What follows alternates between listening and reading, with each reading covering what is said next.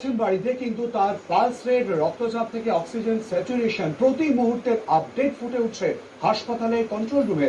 ভয়ঙ্কর মহামারী পরিস্থিতিতে যখন বেডের আকাল, তখন প্রযুক্তির সাহায্যে দূর চিকিৎসার এই ব্যবস্থা করেছে আইএলএস হাসপাতাল।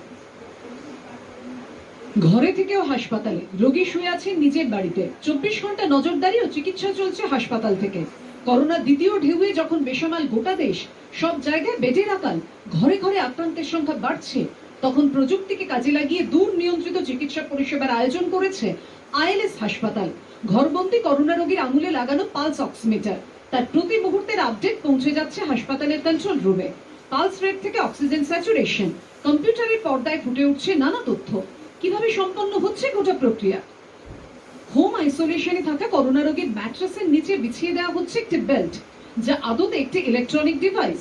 বৈদ্যুতিন বেল্টের সঙ্গে করোনা রোগীকে দেওয়া হচ্ছে একটি করে ওয়াইফাই সিস্টেম, আর তার মাধ্যমে করোনা রোগীর শারীরিক অবস্থার উপর নিরন্তর নজর রাখছে হাসপাতাল।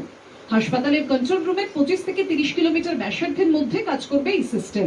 ডোজিটা is a distant monitoring system এবং গত কোভিডেও আমরা ডোজি ইউজ করেছি।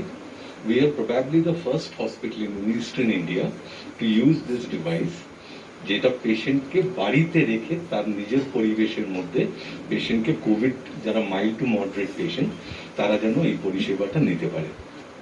রাজ্যে আইএলএস হাসপাতালে 3টি শাখা রয়েছে, সল্টলেক, হাওড়া ও দমদম।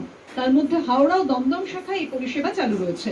হোম কোয়ারেন্টাইনে 14 দিন 24 ঘন্টা হাসপাতালের পর্যবেক্ষণে থাকার খরচ 12,500 টাকা। পাশাপাশি সল্টলেকেও বাড়িতে থাকা করোনা রোগীদের হাসপাতাল থেকে পরিষেবা দেওয়ার কথা ভাবছে আইএলএস কর্তৃপক্ষ।